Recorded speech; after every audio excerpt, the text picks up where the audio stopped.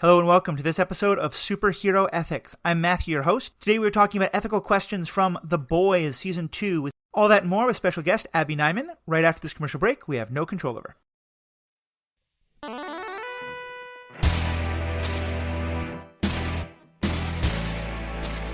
Welcome back. As I said, I'm Matthew. I'm your host. A couple of quick things I wanted to lead with. First of all, I am back after my hiatus. Thank you all so much for your patience. I got married. I have changed my name. My name is now Matthew Fox instead of Matthew West Fox, so you might see that be a little different. My full name actually is Matthew Davis McCreary Fox, Davis being my original middle name, McCreary being my new wife's last name. We took each other's last names as middle names, so thank you so much. Sorry we missed 2 weeks, but we're back now. And before we jump into the boys, I just want to make one quick point. A couple of weeks ago, we put out an episode about the whole controversy that had happened around John Boyega and the character of Finn, and how in the Star Wars most recent trilogy, and how that character had really been treated very badly, and how John Boyega especially had been talking very openly about the racism that he saw, I think quite correctly, really at the heart of how he was treated and all the problems therein. Myself and another great guest, Jared, took on that topic. We'd been planning to talk about it even before the John Boyega had been talking about the racial aspect of it. And I think we did a pretty good episode of talking about, how in the story the character of Finn was treated. And we made reference to the racial dynamics of it and talked some about that. But we also really acknowledged that as two white guys, that really wasn't our lane and maybe wasn't the thing that we were the best to comment on. And I think that there's a reason why we took that approach. But I had a very good conversation with a friend of mine recently who does a lot of good thinking about this. And he really pointed out that even putting it in those terms, one of the things that we wouldn't even able to be talk about as much is that the thing is that the racism underlies every part of it. And that there's so much of an extent to which the racial aspect of it is an important part of the story that maybe two white guys talking about it really wasn't the best perspective on it. And I think he is right, and I think that's one that I'm happy with that episode. I'm glad we did it. But I think we probably could have done a lot more maybe to bring on another voice or to really try to highlight what the issues that we could talk about were and to maybe point you towards some other voices. So there have been some other great Black content creators talking about this question. I'm going to include links to some of those at the end of the episode because I think those are really important and, good ways to not just be hearing my perspective or perspectives of folks like me on an issue that is, important for Star Wars, important for story development, important for all these kind of questions, but for which race is obviously kind of an underlying aspect to all of it. So thank you so much to that friend who not really called me out, but called me in a way that I really appreciate. Please know that I'm always going to try and do better with this podcast. Anytime you hear stuff like that or you think, they've got an interesting perspective here, but they're missing something or something I said kind of bothered me, please reach out. Always happy to talk about it, always happy to listen and see how we can do better. Because I think more than anything, that's my goal with the podcast, is to talk about these stories, figure out how these stories and the conversations around them can teach me to be a better person as well as a podcaster and teach all of us to be, better people in the world. So putting those two things aside, now let's jump into our actual topic. And we have a special guest today. As I said, my colleague, Abby Neuman. Abby, I know, has been a fan of the podcast for a while and is actually just getting her own podcast started. She and I have been constantly talking back and forth about The Boys, and I know she's got a lot of great thoughts on it. So, Abby, welcome. How are you doing today? I'm doing all right. Ready to talk about some Nazis. Nice. And just for our listeners who haven't, you've commented a lot in the Stranded Panda group, but for those who don't know you, tell us a bit about yourself. That's my least favorite question in the whole world. Entirely. The second it gets asked, my entire mind goes blank. Completely. So I'll just say that I'm a big fan of TV and media in general, and I like talking about it. I am currently in the works of starting up my own podcast talking about Disney and Pixar movies in a little bit more silly of a manner than this, but I love both aspects. So Nice. Yeah, I'm really looking forward to your Disney podcast and getting you back on to take something silly and fun and dive into some of the ethical questions of some Disney stuff. Yeah. So let's just start with The Boys. What's kind of your general thought on the show? What pulls you into it? What makes you like it and like talking about it? Well, I, first of all, love the show. I think it's great. From the first episode, I was hooked into this, which is pretty weird for me with a superhero show. But I really enjoy how they like kind of understand the political struggles of our world today.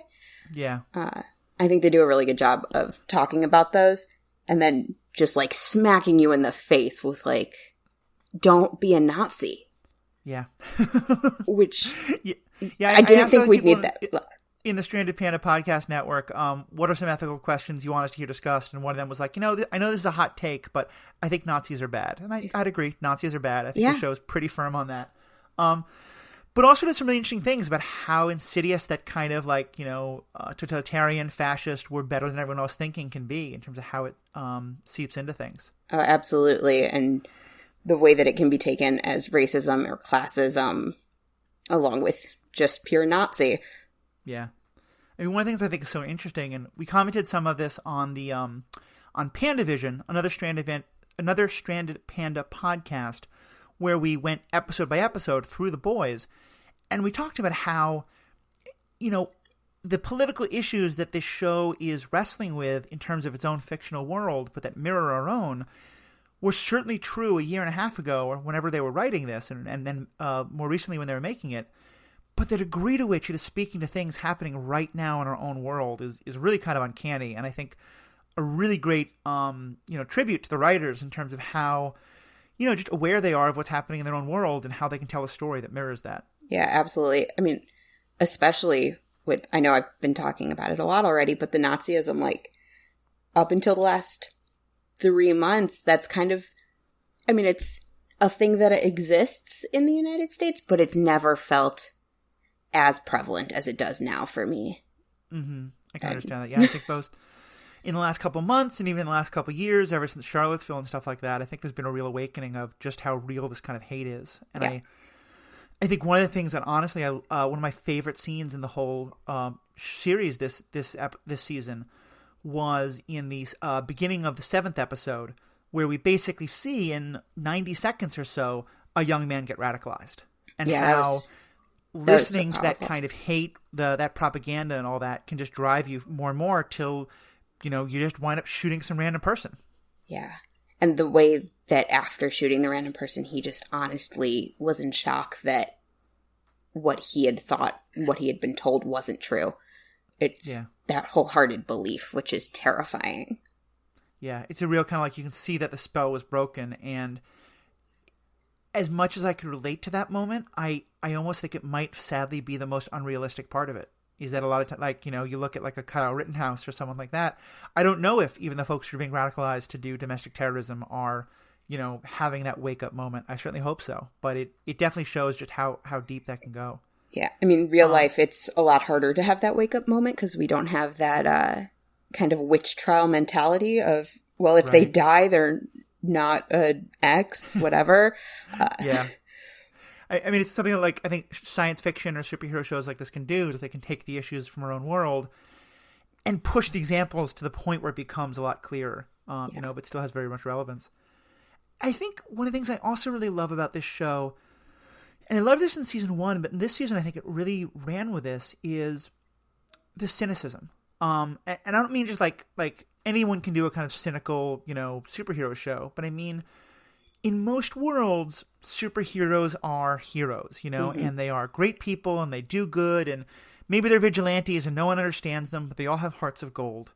And for the most part, the world exists the same way as it did, just with now rich billionaires or aliens from Kryptonite or whoever it is running around taking care of things.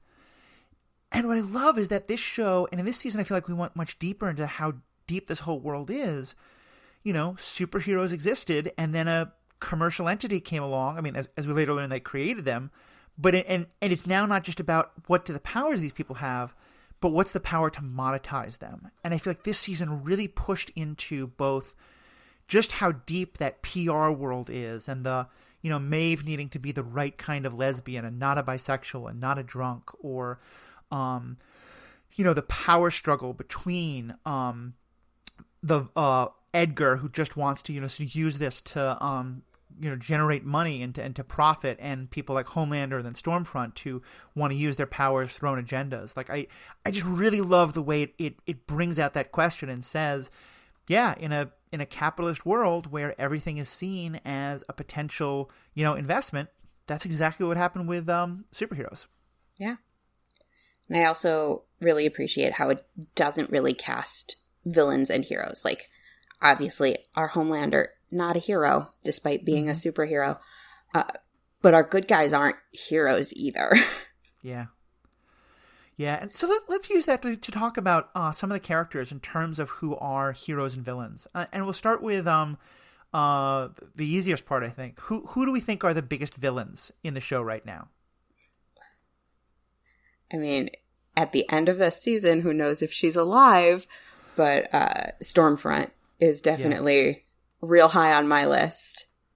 Mm-hmm. Yeah, I think in some ways she's kind of the flat out, like, just clearly she's the Nazi. She wants the white race to get all powerful.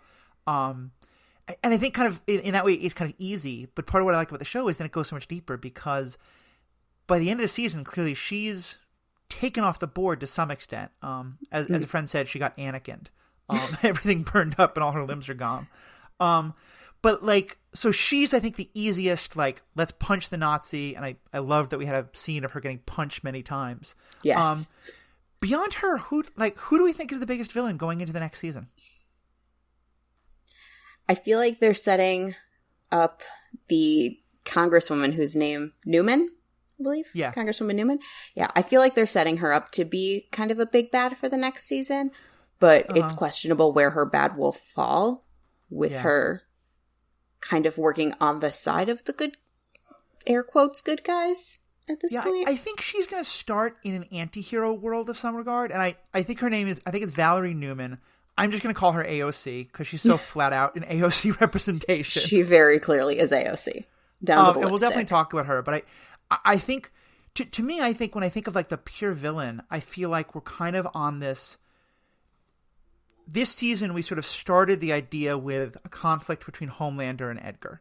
Mm-hmm. And then all season long, it turned into this thing with Stormfront. And I think now we're back to the heart of that battle. And that's, to me, that's going to be one of the biggest questions is, does Homelander or Edgar become the biggest villain? Yeah. Because... Go ahead. I was kind of disappointed with how they dealt with Edgar. Like, I understand he's supposed to be the shadow person, but it almost feels like they portrayed him too much as a shadow person. Yeah. And that we didn't really get to see him pulling the strings he's pulling. So I'm hoping next season we're going to get more of that. I think so, yeah, because, one of the things we talked about a lot during the season was, is Stormfront working for him? Is he sort of using Stormfront as a cat's paw to, like, drag things out? And on some level, I certainly was thinking that the whole heads exploding thing was something that he was pulling the strings on. And so when we realized that it was AOC doing it, I think I had the same other kind of feeling of you of, we've built Edgar up to be this super scary behind-the-scenes master manipulator. I really want to see in the next season that he is actually like, that he's really playing chess while everyone else is playing checkers. I don't know what that's going to look like, but I think I think they're setting him up to be potentially the real big bad villain, because Homelander is clearly so evil, but also such an idiot. And I don't think they ever actually make him sympathetic, but they make us see how screwed up he is and how screwed up his background is, that I feel like I have trouble hating him in quite the same way I could in Edgar. Yeah, like, Homelander is scary in that he is just all instinct. He doesn't think about anything. He just does whatever feels good in the moment. Mm-hmm. But he doesn't feel evil to me in that, like, manipulative, conniving, villainous way. Right. I mean, I think part of what we saw with Stormfront was that he kind of had this agenda all along of his own form of supremacy, of superhero supremacy. But then I feel like what happens with him and her is a pretty literal case of being led around by your dick, like mm-hmm. She starts going about like, no, we have to protect our white race. And he never quite says this, but I sort of feel like what he's thinking is, yeah, protect the white race, girl pretty, girl say protect white race, girl pretty, like he's not on that level. Yeah. And especially coming off the last season with his love life there, it's very clear that he is easily controlled and manipulated by strong female presences. Right. So having a strong female person saying, yeah, white race, white power, he's gonna follow because that's where his dick points. Yeah. Now, he clearly has some supremacy feelings of his own. Do you think that he shared, or at least at the beginning, shared the white racism that she has? I don't. I think he is a soup supremacist versus a white supremacist. Yeah, and I kind of wish they'd explored that a little more, but maybe they'll explore it next season. I think I commented on the I think I commented on the Pandavision podcast a few times that in my mind I feel like he thinks a black person with superpowers is far closer to his version of perfection than a white person without. In a way that Stormfront I think would see it the exact opposite. And I liked that question, but I wish we'd explored that a little more. Yeah, I do think we got a glimpse of it towards the end. I think it was in the last episode where Stormfront is talking to his son and saying, we have to protect the race and it's white genocide or whatever horrible things she's saying. Right. And he just kind of has this look like, okay. We'll go with it, but... Yeah, it's definitely it's a kind of moment he sees he's over his own head, and clearly they left her alive for a reason, and so I think there's going to be some interesting dynamics there between the two of them. Yeah, I know listening to the Pandavision, you guys were talking about what she was saying in German. Did anyone ever look that up? Yeah, so I decided I actually went and looked it up, and it's basically just kind of like sweet nothings. She says, "It was so beautiful how the three of us sat there in the shade of an apple tree. Do you remember the day, Frederick? Chloe's arms out of the car window. We found the perfect spot by the river in the shade of an apple tree. It was the first time Chloe ate fresh apples."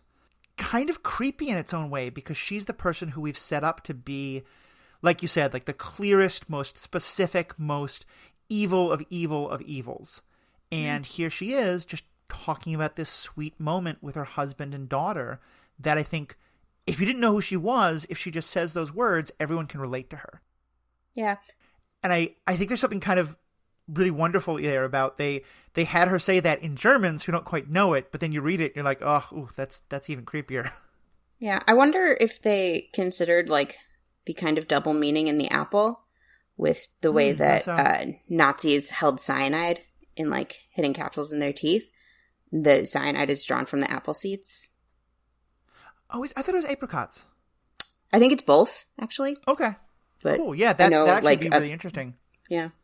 The other thing that I thought is, the apple is always associated with like the apple tree in the Garden of Eden, even though it's probably actually a pomegranate seed, but who knows? The whole idea of like, biting from the tree of knowledge of good and evil, and that she's going back to a time of like innocence in some way. Although I don't know if you can ever really count a Nazi as good. No, I certainly don't think you can. But it's just, it's a very interesting question, and I wonder if that's something they're going to pick up on again. I hope that we do get a little bit more of her story in the next season, that they don't just let her be dead. Yeah, I think that would definitely be interesting. So what about some of the other characters who originally came off as villains and now have kind of taken some interesting leaps? And the one I want to go with actually to start with is the Deep. The Deep was presented to us very intentionally in the first season as not even like evil to be hated and feared as much as like evil to be like looked down on and driven away. He's the classic, like, I have power. I'm going to use this power to sexually abuse people. He 100% takes advantage of that, takes advantage of Starlight, is this horrible person. And then over the course of these two seasons, they've worked so hard to make us feel sympathetic for him, or at least to have some empathy for him, or some, ability to kind of see the pain he's going and his attempts to be a better person in this clumsy, stupid, he has no idea what the hell he's doing because he's still kind of an idiot and a jerk way. What's your kind of take on the Deep and his plot arc in this season? Yeah, I don't know that I ever got to sympathetic or empathetic for the Deep. It would definitely be more akin to pity. Yeah. He is the essence of a white teenage rapist. But his bright future And that's what he was taught. And I understand why he's there, but I can't feel bad for him for it. Yeah.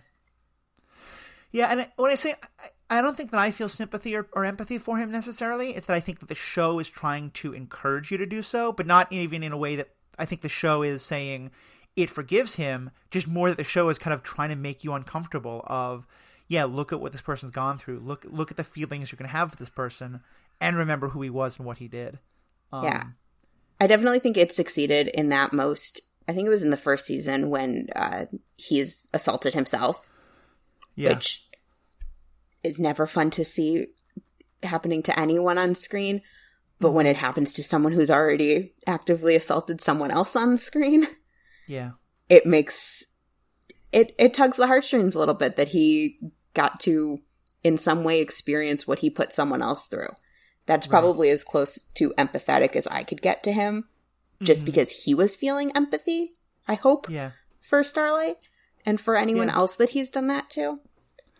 Yeah, I mean, I think that's really true. And I think that, when talking about other shows, I think one of the things that I've often been very critical of is a show that gives us a pretty cheap, unearned redemption arc. I'm looking at you, Kylo Ren, right now. And I feel like I still don't think they're there, but I think they are trying to show us like what a maybe not even a redemption arc is too strong, but a like could you see getting to a point where the Deep was helping the boys and we were able to, if not forgive him, root for him? I think I root for him because I love the actor, which is not me rooting for the Deep, but me being very attracted to Nate. From Nate Archibald Gossip Girl. From Gossip Girl. You've always got to help him out. He will forever be Nate in my mind, and it does not matter what he's in. So that it muddies things for me. But I don't know that I could ever really root for the Deep. I could root for his actions and, like, if he's helping the boys out, like, want him to succeed. But I'm still going to hope he gets it in the end. Yeah. Yeah, I think it's very fair. And I think that that's... he may be one of those people who has to, die nobly to do something better. Because I like that he had that moment with Starlight where, she's happy that he's there to help, but she starts to talk to him. He's like, "Fuck you! I don't want to talk to you." Yeah. Which I thought was also, because again, it is such a trope. I think that by this point he comes back, he helps her. She's like, "Oh, you didn't really mean it. It's all forgiven." And it's like, no, he raped her. That can't be forgiven. That can't just be forgotten about. And I feel like more than anything, it's what this show is doing is it's trying to say that with the Deep especially, but with all these characters, we want to break out of the entire idea of heroes and villains. The Deep is a person who has had some terrible experiences that made him into the person who he is. They explain but don't in any way excuse or justify the terrible things that he has done. And now he's trying to maybe be aware of that and do better things. And that doesn't forgive him the terrible things he's done. It also doesn't erase the things he's trying to do now. He's just a person with his history, and I feel like that's where a lot of the folks in the show are. Yeah. I felt like they drew a pretty interesting parallel to Starlight's mom and her kind of redemption with the Deep. Because obviously the Deep assaults Starlight. She doesn't forgive him, nor should she forgive him if she does not want to. But her mom also really betrays her. Just in every manner, has been lying to her since she's a child, and she's deeply hurt by that. And she's angry. But unlike the Deep, when the mom comes back, she does, at least on some levels, forgive the mom. Yeah, I think that's true. Use some of that forgiveness to find her way back to some form of religion. And I think, here's the first thing that comes to mind, and tell me if you would see it in the same way. Well, first of all, I think that there's an interesting connection there, especially because what the mother did is no means rape by any means, but it is a direct assault against the bodily integrity and the bodily autonomy of Starlight. She fundamentally changed Starlight, did something to Starlight's body that she could never consent to, and forever changed who she is and how she is as a person in the world. Yeah. But I wonder if the connection there, or the difference there is that for the mother, you can at least make a case that on some level she was doing this for Starlight's benefit. And it very much gets into the whole, dance mom idea of how much are you doing this for your child's benefit versus how much you're doing this because you want the glory of your child benefiting. But there's at least some aspect of I'm doing this out of love to help them. The Deep is just, he's an asshole. He's got this power. He wants to get off. And so he's going to make her blow him. And it's purely about his own gratification without any even pretense of an altruistic idea. Clearly, there's also a much deeper relationship between her and the mother. But do you think that maybe that's part of it, what separates those two acts? Yeah, I definitely think that that's some of it. I also think that obviously the relationships are different. There's a connection to to the mother that there isn't to the Deep. But there's also a difference in how they each come to Starlight to apologize. The Deep comes in being like, see, I'm sorry, I'm helping, I'm sorry, I'm helping, look, I'm helping. Yeah. Whereas the mother actually kind of comes back humbly of like, yeah, I messed this up. I shouldn't have done that, and I'm sorry. And I'd like to move forward at however you will have me to move forward. Yeah. And that's just so much more sincere of an apology. Mm-hmm. It kind of I think that is worth the redemption. Yeah, I think that's true. And I think depending on how many seasons we get, we might see the Deep go in that same direction. Or I think we might see that because of who he is and just how he has this, like, you know, basically this 13-year-old boy who's never really fully grown up attitude, that he may never get to that point. I think that's an interesting direction for it. Yeah, I'd really like to see more of the different heroes, like, childhoods and backstories. Because we got some of Starlight and we got Homelander. But we don't really know how anyone else was raised. Yeah. I think we've seen some of that with A-Train and his brother. And certainly we got, he's not a powered person, but we got a lot more of Butcher's history here. Yes. And background. But yeah, I think it'd be an interesting thing because it'd be, especially as, you know, the whole world now knows that Compound V was this intentional thing. You know, in theory, all these people should be having these conversations. Yeah. The character who is the literal black box, we know nothing about them. Even if they refer to us as a him, but we don't even know that. Black Noir, you know, we saw Black Noir sobbing in a hallway when they found out that, you know, their powers came from Compound V. We have no idea what it is. I'd love to know. That's a character I want to know so much about. I think they're doing such a good job of frustrating us, of like never quite giving us that. They are. And I love every little tidbit we get about him, including his peanut allergy. Him showing the bunny to the little kid and trying to be like, look, cute bunny, while holding the severed head in his other hand. Such a good moment. It was so ridiculous. Let's talk about someone else who was very much on the side of the bad guys, but I'm curious what you think of her. And that's Ashley. Yeah.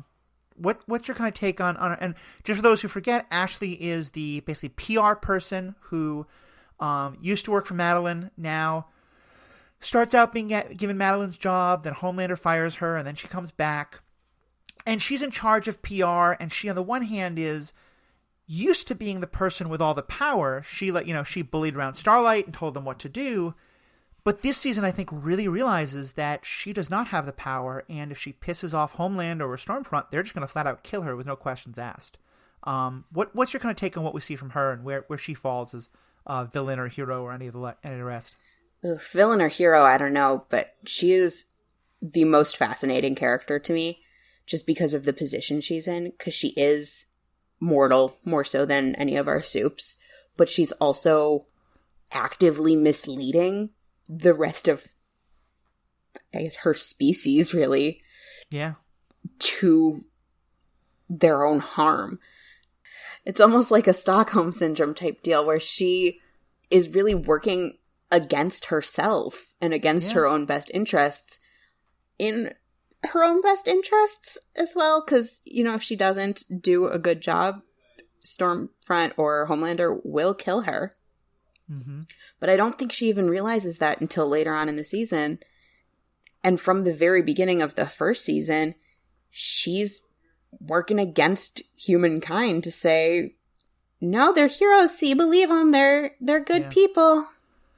And she, I think, is a kind of wonderful take on the trope of, you know, the person who's allowed within the castle, you know, and thinks they are part of the ruling group and thinks that, don't worry, I'm safe. Everyone else out there, they're in trouble. I'm safe and I'm helping them. And then at some point through the story, they realize that they're just as disposable as all the rest of those peasants outside, Yeah. And what I think is there's some great quotes about the mundanity of evil. That sometimes evil is Stormfront saying, we need to rescue the white race from genocide and all her absolute nonsense. And sometimes it's someone like Ashley saying, the ratings are down. We've got to have you go out there and kill some more people to get the ratings back up. Mm-hmm. I thought one of the most powerful scenes in the whole show, the whole series, was, first of all, just that wonderful flip with Maeve where they go from, we are family values, we're a Christian company, lesbian, no homosexuality at all. And then they realize, wait a minute, Maeve is a lesbian, but it can be marketable, and they just make her that. And then Ashley's all on board. She's like, pride train, let's show the rainbow flag. Let's profit off of this marketability. And then she walks in and sees Maeve with two guys in bed. And her first thought is, this isn't lesbian. Yeah. This won't sell. Yeah, there also was the similar scene where she brought in the blind superhero. Because diversity does very well with the millennials. Oh, God. Yeah. And she's all about the optics. And the optics are such an important thing when you're doing anything. I mean, even down to this podcast, you are concerned with how you're talking and what you're saying. Yeah. But when the optics overtake your morality, you've got some problems. And I think part of what makes it so awful is that what she's doing is incredibly tokenistic, in terms of like, we want to have someone who checks a box. Okay, let's get a disabled superhero and put him up there. And what Homelander does is evil and terrible. But part of what he's pointing out is like, do you really know that this person is able to go out in the field and deal with the kind of things we have to deal with? And I think it may well be that a blind superhero could absolutely deal with all those things, but Ashley hasn't prepared him for that at all. Ashley hasn't done any of that work to see like, how would this happen? It's just, let's get someone who checks the box. Let's get them in there. Let's not worry about if they're good enough or they're strong enough or they have the abilities. Let's just throw them in there. Yeah. And to me, that's the worst kind of tokenism, because it's not about him at all. It's not about like, is this the right hero? And great, he's also like bringing more voices to the table. It's, let's just shove someone in there to check the box. Yeah. I do find it interesting too that the biggest threat that we've seen to any of our heroes is other heroes, not even the supervillains, but I don't remember the other term, the super terrorists. Yeah. Soups. They're all soups. Yes. But it's been really Homelander or Stormfront are the threats, and everything else we've seen has been, it was a plane crash. It was a robbery. Nothing that was going to be bad enough that a blind superhero could not handle it. Right. The only thing that was actively dangerous to that blind superhero was Homelander being a dick. Yeah. No, it's so true. It's so true. And I feel like that's the thing that the show's really been working with, is this question of, because on the one hand, like, Homelander is probably the only one who could hurt the Deep, or maybe Stormfront. But Edgar can hurt him with the money power, or with the economic power, the social power. And Stormfront at the start of the show was bringing up all these questions about, like, does Edgar have to control the story? And that when this is all about the brand and it's all about marketing, then if you can seize the public attention, then you can control that and you can take all the power from Edgar. Mm-hmm. I think that's a dynamic I really want to see played with next season, because it seemed like Edgar just faded into the background, as you said, for most of this season. Yeah, and I think they really set up Stormfront to do a lot of that with all of her social media knowledge and her teams of people making horrible memes. Yeah. So it's going to be interesting to see kind of who picks up that mantle now that she's at least semi-nuked. For sure. So we'll move on to other characters in a second, but just kind of wrapping that up. So what's your take on Ashley at this point? What do you think of her in terms of how she fits into this show and morally and where she might go next season? I don't know where she's going, but I'm very interested to see. But morally, I think she started in a pretty bad spot. Mm-hmm. And I really only see her staying there. I'd love to see her stand up to the Soups, even at her own peril, and kind of do what's right. But I don't think we're going to get that from her. Mm-hmm. I'll be curious to see what's the effect of that scene she had with Maeve, because it's interesting that what Maeve says is, can you just for a moment be a human being? And I think clearly what she means there is stop seeing me as a marketing tool, but have some actual human empathy, have some actual human feeling for my love life is not a marketing tool. It's a real thing. And Ashley says, like, I'm sorry. I'm so sorry. What do you think she means by that? Is that her having some kind of awareness of just how badly she's been treating Maeve? Is that just her like trying to say like, oh, Maeve, I'm sorry, just get back out there? What's going on there, do you think? No, I do think that that's genuine empathy. And we see a lot of Ashley struggling within herself in the last few episodes. There was one scene where her hair was just falling out. Yeah. Just by the handful, which I could only assume was from stress. Yeah. But I don't know that it's enough for her to work against her own self-interest. Mm-hmm. Yeah, I'll be very interested in that, especially if Edgar and the inner workings of that company become a much bigger deal. I don't think we've ever seen Edgar and Ashley directly interact, but I'll be curious to see, like, what does her role become? Because I think you're right. I think in that moment I don't think she's saying, I am so sorry, as in, like, I'm so sorry for how I've treated you. I think she's having a moment of realizing, like, Maeve doesn't get to be a person. Maeve is a celebrity. Yeah. And so Maeve has to act by the rules of celebrity. And she's having a moment of empathy for that, but she's not necessarily saying, like, I'm doing the wrong thing. She's saying, like, this is the price of doing business, and it sucks, and I'm sorry for you, and maybe I'm going to question it. But I don't think she necessarily sees herself as bad there yet. But maybe. I don't think it's that she sees herself as bad. I think it's that she feels bad for Maeve. Yeah. No, for sure.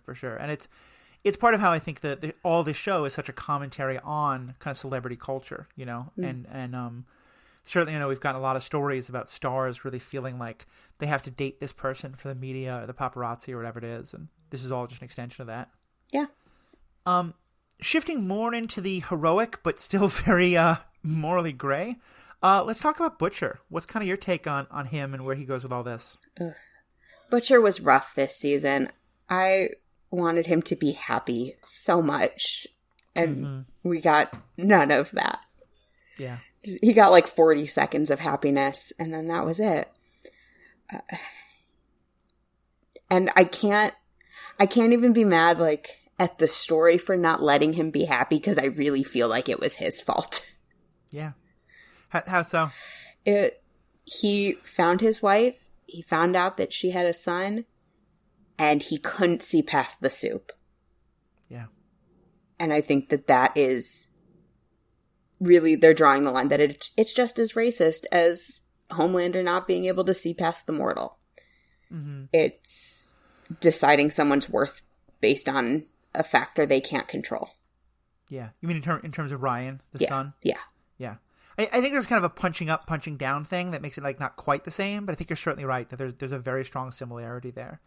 And definitely, I have a similar feeling. Like by about the middle of the season, I was done feeling like he was even an anti-hero. To me, Butcher was one more villain, and Butcher was a brilliant illustration of the kind of Star Wars principle, you hate something long enough, you become just as bad as the thing you hate, which I don't think is always true, but I think there's some truth to that.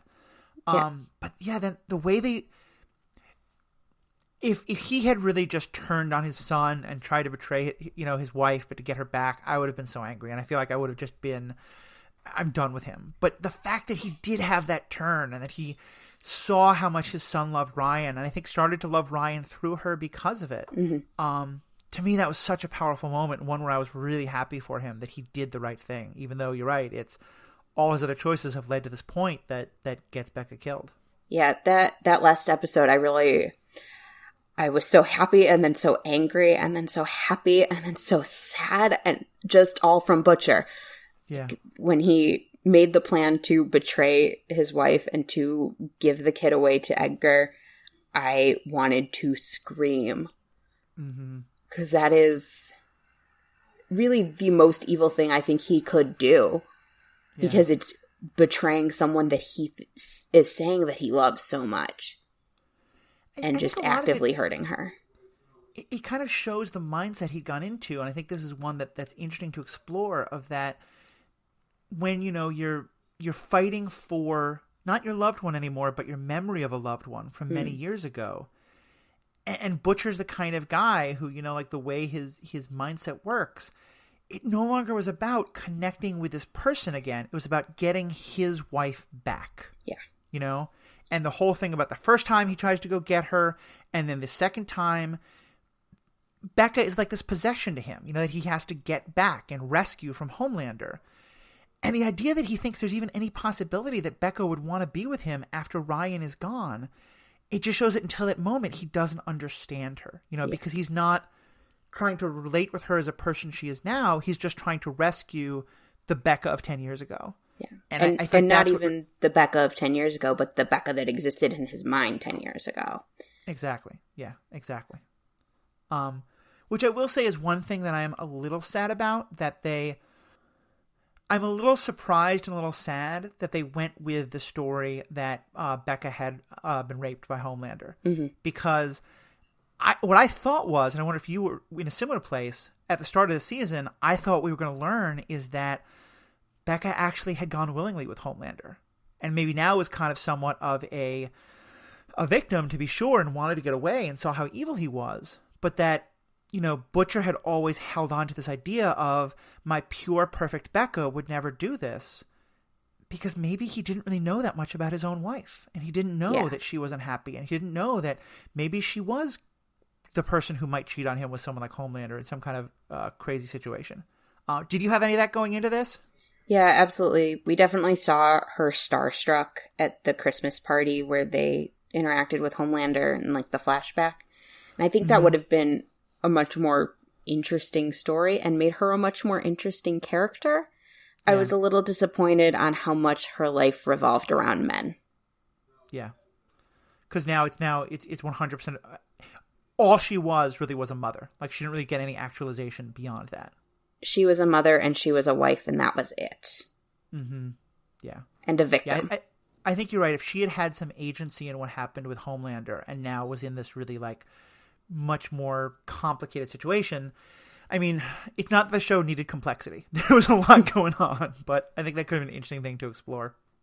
And I do think some of their female characters maybe need some more complexity. That'd be nice. And we'll definitely get to Stormlander. Starlight in a second. Yeah. But so what's your take then on Butcher at the end, where he decides that the best thing he can do for Ryan is to sort of give him away? I listened to the PandaVision, so I know your take on it. But I do think that was the best choice. I don't think he could have raised Ryan without letting Ryan feel every ounce of the anger and the guilt that he has. Yeah. And I don't think Butcher is fit to be a parent. I do agree with where you landed on, I hope that Butcher comes back. He can be cool Uncle Butcher that comes to visit every once in a while. And just for those who didn't hear that podcast, basically the heart of our debate was, I was at first right after I saw it, I think I was really angry that he gave the child away, because I felt like he was breaking his promise to Becca. And the argument that was being made against me was that he came that moment where right after Becca dies and he looks at Ryan with just hate in his heart, and that maybe he's actually going to do violence to Ryan, that he's maybe just not a good enough person yet that he can overcome that. And I just want to give people a chance to understand what you were coming from, Abby. I think I can understand you, and I think I'm coming more and more around to that point of view. I want him to be involved with the kid's life, like you said, like the Uncle Butcher. Because I think it's important that the kid not feel like I killed mommy and now daddy sent me away and wants to never talk to me again. But yeah, I do think you're right that maybe just having him with Butcher full time would just not be viable. Yeah. I also think it's important to know that, like, Ryan doesn't know Butcher. He met him for a moment as this is my husband from his mom, but he knows Homelander much more than he knows Butcher. So being suddenly in this weird situation with his dead mom and this man that he's never met who's violent and not kid appropriate, I don't think would be a good safe situation for him. Yeah, I don't really want to think about, Butcher at a PTA meeting. Or, can you imagine Butcher as like the baseball dad when the umpire calls strikes and balls badly? Like that. Oh boy. He his son wasn't playing Australian football, but yeah. Sorry, what'd you say? I would really love to see like hardcore dad mode Butcher. I think that would be hilarious. I want him in khakis, but I don't imagine we will ever get that. I don't think we're ever going to see Carl Urban with a dad bod. I think you lose a significant part of the audience if you go that direction. You just gain a different part of the audience. It's fine. There you go. So yeah, what about Huey and Starlight? Starlight, I feel like, is the woman character who we get the most actualization about, although still I feel like her character is not as well developed as a number of the other men are. Mm-hmm. What's your kind of take on her journey and her and Huey's journey? I first of all really love them as a couple. I think that they feed off each other so wonderfully. Mm-hmm. And I enjoy that Huey they kind of bring out the softness in each other. Yeah. But that Huey tends to be the softer of the two. And she's more, stick it to the man, fight him because we can. Mm-hmm. Which I'm sure comes some from Powers. But I also find her relationship with religion incredibly fascinating, coming from my experience, which is not having been raised in a very strong religious family or with any sort of Christianity because I'm Jewish. I find her connection to that very, I don't know the word for it, like the Jesus camp. Yeah. I find that fascinating and really have enjoyed her story of like moving away from it and then towards the end of this kind of finding her way back to religion in her own right. Yeah. And I think it's a very real story. I mean, I've talked about how I used to be a pastor and I was a pastor of a very liberal church.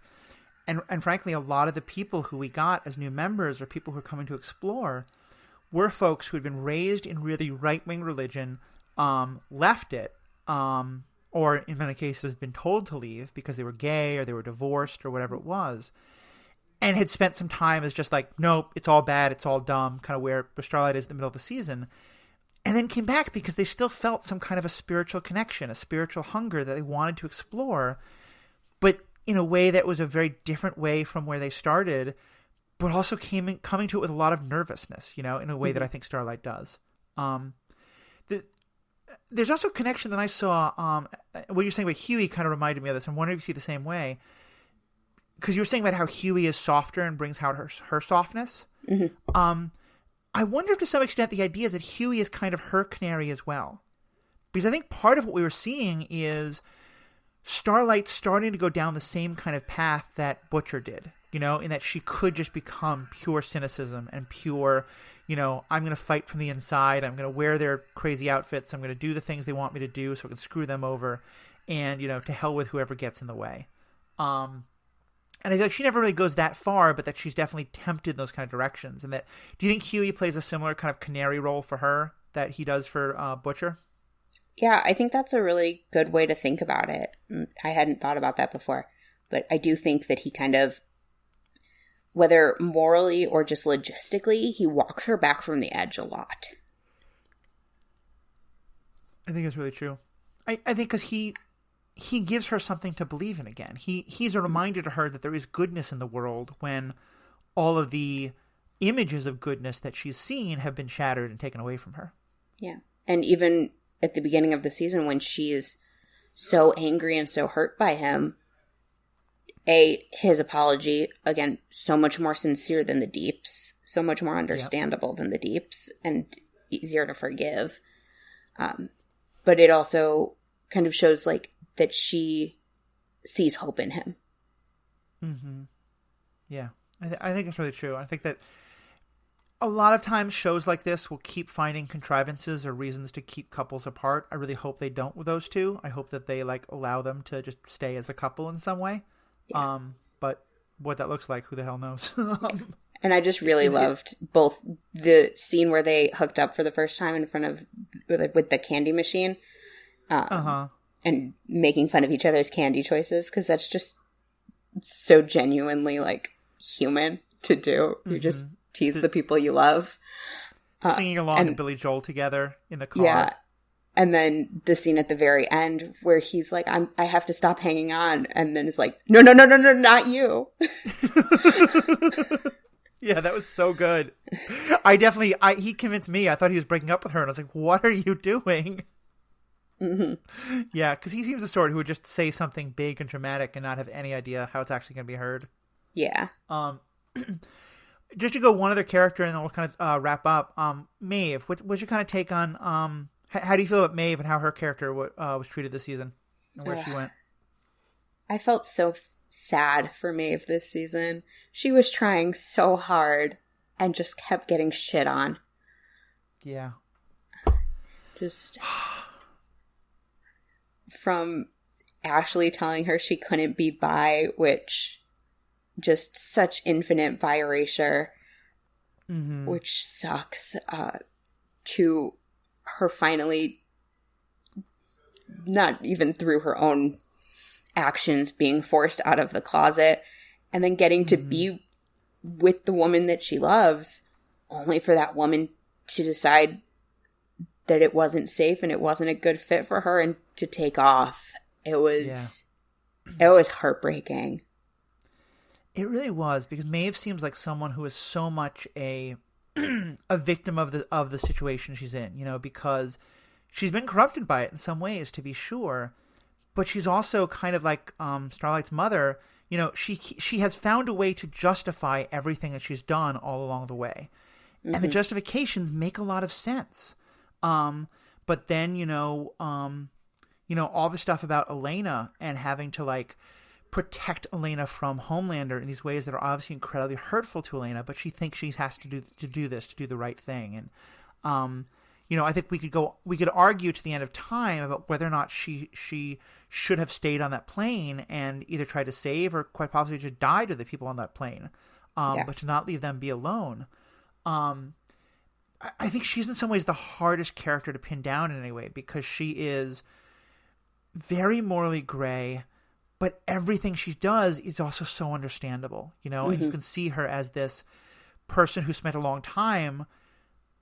In some ways, it kind of is similar to the thing I was saying before about redemption arcs, and I don't want them to be easy. She has a version of that, she's the person who locked herself away for such a long time, and now she's kind of trying to say, nope, look, I'm back. I can be a good person again. I can be a hero again. And a lot of times that story, it means everyone says, okay, the past is forgotten. You're back. Yeah. And here it's like, no, you still did all these things. You let those people die on the plane. You were a horrible alcoholic for a long time, and it still is going to affect her and affect how everybody else sees her. Yeah. And I really love that in that story, the person who's saying that most is Elena, who she's so in love with and who she so desperately wants to be with. And Elena is seeing, like, yes, I love you and I want to be with you, but sometimes that's not enough. And who you are is terrifying, and I don't know that that's safe. Yeah, and it was so effective, I thought, that Elena doesn't, like, say you were wrong to do that. She says, I understand why you let those people die on the plane. I can't even blame you. I just can't sleep at night thinking about it. Yeah, I definitely, the Deep I'm not sure about. I very much hope Maeve and Elena get to have a happy ride off into the sunset, redemption by the end of the last season. Me too. Before if only this last for queer episode love. What'd you say? Said if only for queer love. Yeah, exactly. It would be really nice to have not, one more barrier queers kind of idea here. Yes, please. So I think the one last thing we want to talk about is kind of religion and politics and how institutions deal with power. I think this was an idea you brought up. Yeah, I just thought it was really interesting the way that we get the difference between how the corporation of, oh crap, what's it called? With Vought. the V. Vought. Thank you. the corporation of Vought deals with power versus the church deals with power versus Starlight's church and how they deal with power, and kind of how each of them has their own sphere of influence, and kind of where the morality of each of those places lie when it comes to how they present themselves and how they present others to the public in general. Yeah. Yeah, I think you're right. I think that's the so much of this is about, do you believe in the institution? You know, and I think that kind of what they were getting at was that Vought has its own kind of Christian church that it's connected to. But even Vought itself is kind of a religion for people. And Homelander and Stormfront are able to kind of generate that same kind of, religious devotion almost that leads people to be radicalized, leads people to, do all these things for them. And I think from the very beginning, the show has wanted to comment on that. And I'm really curious to see where it goes in the next season. Yeah, I'm especially interested to see where the church whose head guy has had his head blown up. I really want to know what that church is about. Yeah. Because they're very connected with Vought, but they're not Vought. Yeah. And I'll be honest, I thought the idea was going to be that they were behind. It was my theory from a couple episodes ago, or from episode 7, that the AOC character, Congresswoman Neuman, was involved in blowing people up. I didn't think she was actually doing it herself. I thought she was just kind of pulling the strings. Or maybe she. I think that's what I said. But I thought the church was involved in it. And so when she just blows up the person at the church, I was like, oh, okay. Well, that takes them off the table entirely. So let's end with her. What is your thought on Congresswoman Neuman, who we get to learn a lot more about this season? I am both fascinated and disturbed by her. I love that they took such a hard parallel to AOC. They were not shy about saying, this is AOC. I don't think anyone in America who is interested in politics could watch this and not see AOC. I do find it a little problematic that they're like, okay, this is AOC, and she's blowing up people's heads. I mean, they're pretty. I feel like they're being much more politically critical of, because I feel like so much of the what happens on Vought and what happens from the first Super Homelander and then Stormfront is so reminiscent of a lot of the rhetoric you hear on the right that I'm a lot less critical of it coming from, because it feels like this is more sort of like tongue-in-cheek. Imagine if your favorite liberal superhero actually was a person who could go around blowing things up, and showing her a little bit off the deep end as well. But I hear what you're saying. But I think I'm not quite as bothered by it. Yeah, I think it just kind of draws a false parallel to say okay, so the right wing are Nazis and they're actively racist and hatred, and the left, those crazy leftists, they're working that secret agenda and they're blowing people up from behind the scenes. Like, yeah, that feels a little conspiracy theories to me. I think it's going to be. I think the writers are pretty solidly on one side in that regard. Agreed. But let's see where they go with it, to be sure. And I think that's to me one of my favorite theories going into it is, what do you think is happening with AOC? With let's Congresswoman Neuman is the actual character name. Yes. And by the way, just for anyone who doesn't know, AOC, we're referring to Alexandria Ocasio-Cortez. She's the young woman from the Bronx who's recently elected a congresswoman, has been very active, very progressive leader, and become just the utter hatred of the right in this country, in the United States. But yeah, so what do you think is actually happening? What's her deal? What's her motivation? Where's her powers coming from? What's her agenda? I don't know about her motivation. I assume her agenda is power, because that seems to be the agenda of everybody in this show. And I can't really blame any of them for that, because being an unpowered person in a world where powers exist, I would want power too. Yeah. But I have my little side theory that we saw the girl escape from the not mental institution, but the institution of the soups that they were experimenting on. Right. We saw her blow up a few people. So I think that they are related somehow, because they have very similar powers and we haven't really seen that. yet. I think that's true. Yeah, I think we were supposed to think that that woman was the one who was doing all of this. Yes, and I certainly did. Yeah, I think AOC is able to make just the head blow up, and that person blows up the whole body, if I remember correctly. But right. It'll be interesting to see. But I wonder if that is because AOC is, or Congressman Neuman, is more controlled. Yeah. Well, so here's my question. Do you think, because the first time we saw a head explode was back when they were meeting with the person from the CIA who was telling them the inside story about the coup within Vought. And that was in episode like 3 or 4. Yes. Do you think Congresswoman Neuman was doing it all the way back then? I do. Okay. I think that was her. My theory is that from the beginning, or I should say from the first time we realized that Compound V everyone now knew about, and most people were like, it was starting to be distributed pretty widely, or like they were talking about doing that. On the Pandavision podcast, we're talking about, so clearly Butcher's going to try and take it, right? Butcher's going to try and become the evil to fight the evil. I think that's what Neuman did. I think that at some point in all that, she realized, like, the Congress stuff is not going to work. This is not going to be the way to do it. We have to, fight fire with fire. And so she found a way to take Compound V herself.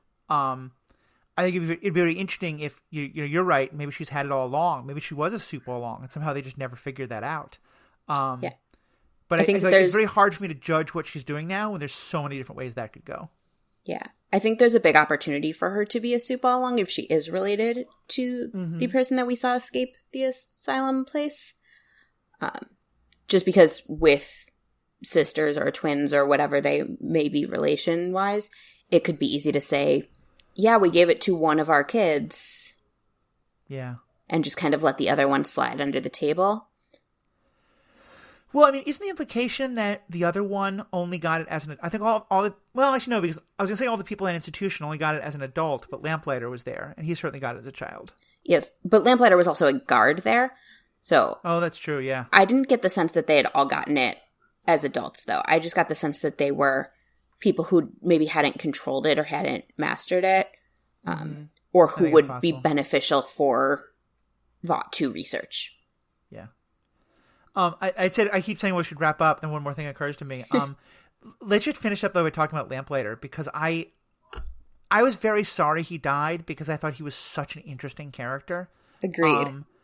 Especially when you talk about the redemption arc, because to me, he's the exact opposite. He's the person who everyone goes in ready to kill him, and then he doesn't even get a redemption arc because he doesn't believe he deserves it, you know? And that it doesn't give him a redemption arc, but it's somewhat, especially because he winds up killing himself selfishly instead of trying to help everyone.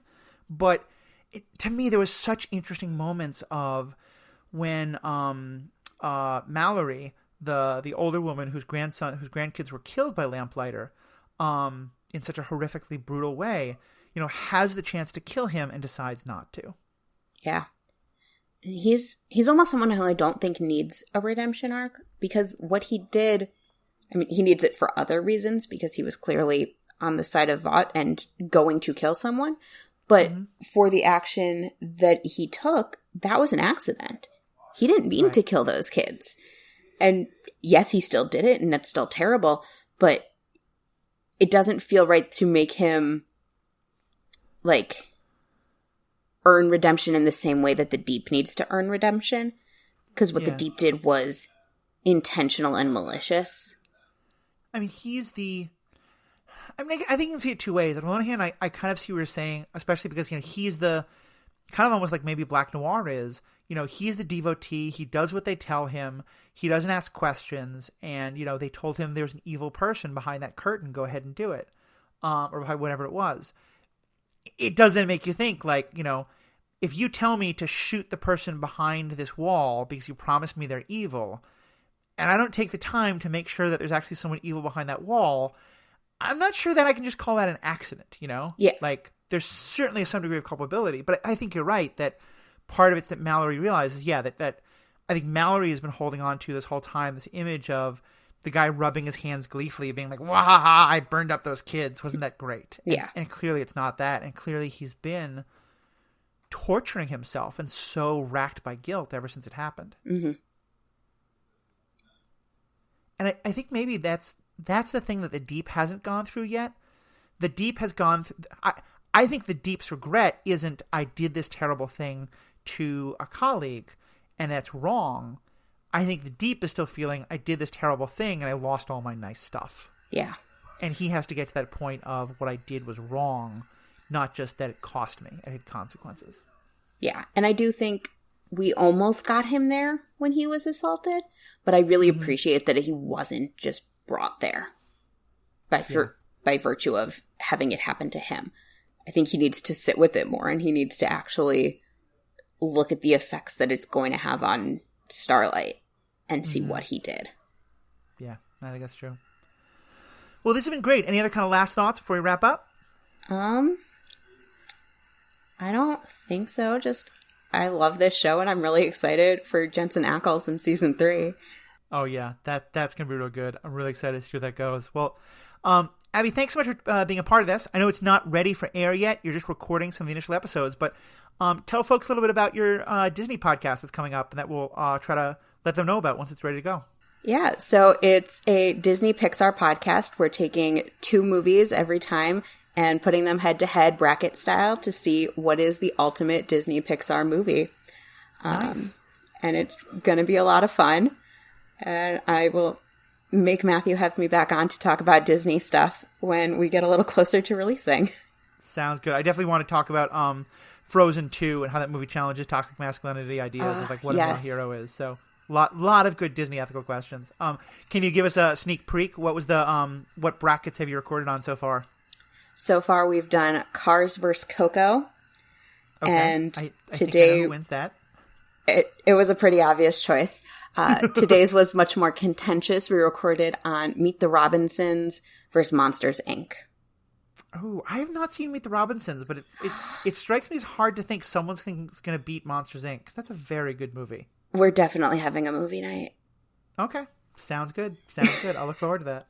All right. Well, thanks, folks. Let us know what you think. As always, we do this podcast because we want to start this conversation. So you can find us on Facebook and Twitter at Superhero Ethics. You can also find us all on the Stranded Panda Network.